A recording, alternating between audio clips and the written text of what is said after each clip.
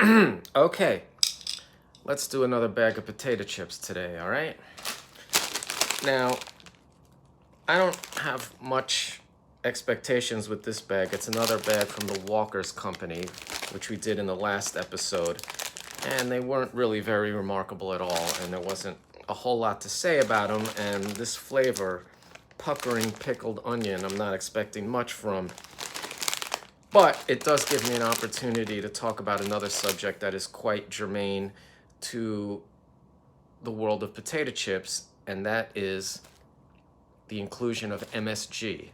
I'm reading the ingredients on this particular brand's bag of potato chips, and I see that MSG is not among the ingredients, which is rather unusual because all the other chips we've been eating, like the shit from Lay's and all the other sort of mainstream brands, all have MSG included in it. And it's really interesting because MSG has quite a complicated story and history. If you all remember back in the late 80s, early 90s, there was this big MSG scare where people were claiming that after eating specifically Chinese food that they would be feeling sick and getting headaches. And the media ran with this and became a whole hyped up thing, and it became so prevalent and so controversial that it actually became known as Chinese restaurant syndrome. And this created a problem for the Chinese restaurant industry, and they pushed back against it because their argument was that everything has fucking MSG in it. Fucking all the fast food we eat, a lot of the salty snacks, a lot of restaurants use it in their cooking, and it was sort of seemed to be rather unfair and somewhat racist to single out Chinese food as being the sole perpetrator of making people sick from consuming MSG. And the controversy eventually died down because further research and investigation revealed that MSG wasn't specifically bad for you or causing people headaches, and a lot of it was just overblown media hype, but it was so effective and so pervasive that to this day, you go into a Chinese restaurant and they'll either have a big sign on the wall or big red letters on their menu that says, "No MSG." I mean, it was such a phenomenon, and there's actually a rap group from China called the Notorious MSG.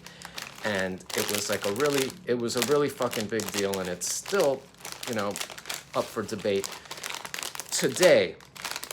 Now, there is actually a pushback against it now where there's a countervailing argument that MSG is actually really good and great, and it's an important essential ingredient in a lot of cooking. And Anthony Bourdain himself even came out and said how much he loved MSG in a particular interview, and now there's this sort of concept of MSG shaming, and that if you criticize MSG, you're somehow racist.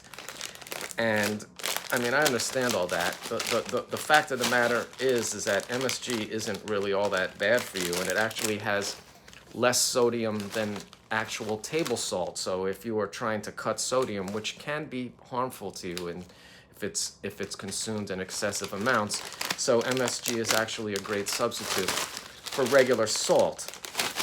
It supposedly doesn't really have much of a flavor. It's a flavor enhancer, although some people claim it does have like an umami taste, which gives certain foods that sort of artificial meat taste. Now, my opinion about MSG is a little bit sort of down the middle. I agree that I don't think it's particularly harmful, but I think it's kind of a cheat in a way, because the way it works is it sort of compels your mouth to produce extra saliva, and saliva is an essential part of taste.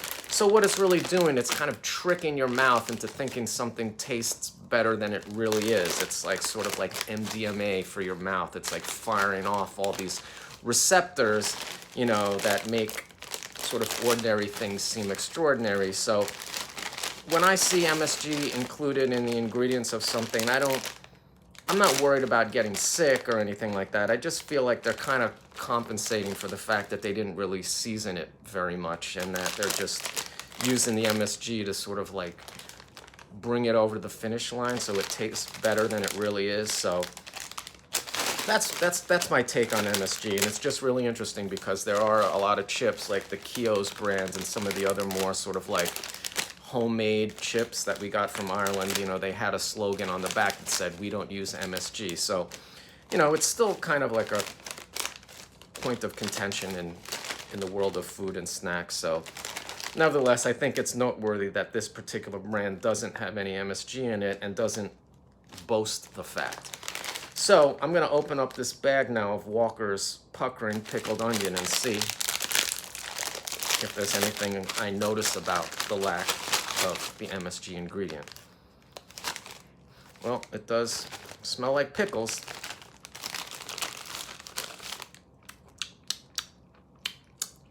Come on, we gotta make some saliva here because we're not gonna get any help from the bag. Okay.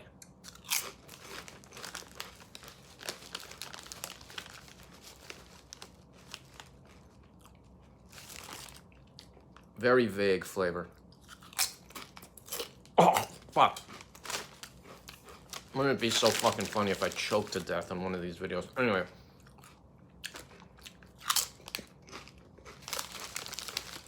They're not terrible. They actually do have kind of a nice subtle flavor. Not overpowering.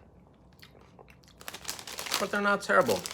I was planning on expecting that these were going to suck, and I was going to recommend that they dump a lot of MSG in the bag, but